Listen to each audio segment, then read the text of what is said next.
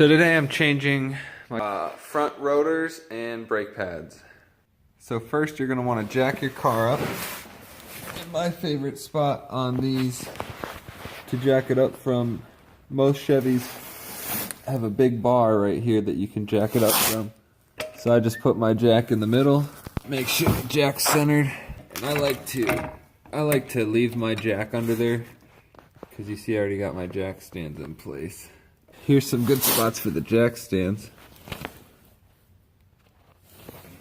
Here's the A-arm, and then the big ass frame mount right here. So this is why I like that there's a bar in the middle, because this is a subframe car, and if you tweak these cars, the doors can shut weird and all sorts of crappy stuff. So this is a good time to inspect everything. The brake line is right here, so make sure that's all good and good.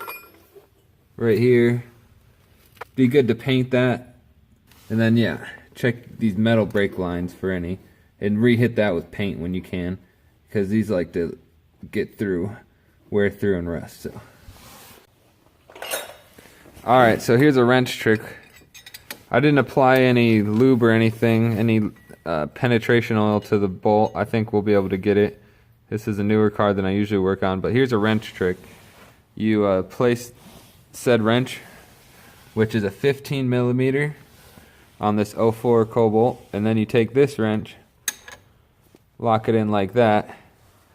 Now we have all this leverage to take that bolt off.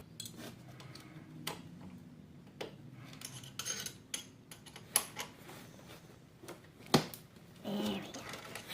See, and that broke it right loose. Always.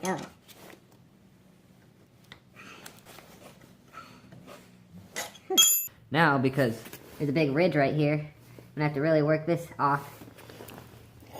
Usually I jam a nice tire iron in the top, and then just start wedging. Oh, these girls done did it. They lost a brake pad entirely. Check this out.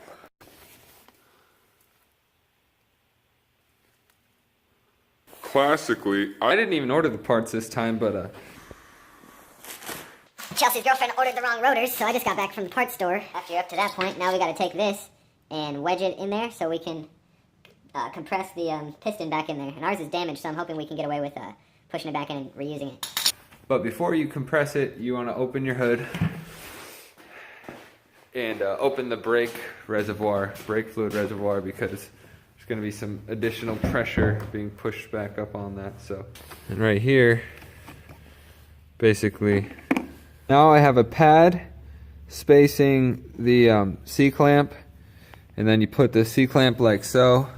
I got a bucket so it can hold the caliper up for me so I can adjust things. So I tried to take a little break and get the rotor off, and it seems to be really pressed on there. I'm hoping just to knock this with the sledgehammer and knock that free.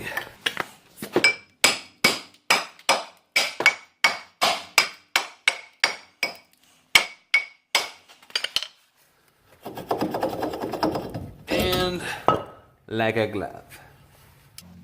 So here's this, still mounted back there, and I'm about to adjust the brake pad so it fits into that hole right there on both sides, so I can get this pushed all the way back in. So another thing you're going to want to do is take your flathead screwdriver and clean up these ridges. These are supposed to be, every time you do your brakes, you're supposed to take these pins out, grease them up, make sure these rubber boots are still intact, and I'm noticing oil here, which is probably from this boot. And also check your CV boots for any tears and stuff, because this is a good chance to get a look at everything. So it's going to take a fair bit of finagling to get those brake pads in there the way they should be. There's usually some metal brackets that make it really tight, and so basically after you got the brake pads worked in there and that piston pushed back in, now we can just slide your new rotor on, and then slide that new caliper over that new rotor, and take those 15 millimeter bolts and bolt it back up, and do your wrench trick and tighten it as good as you can. Double tighten, and then I suggest going for a ride around the block and then taking your tire back off and tightening again just for safe measure, just like you do with the lug nuts.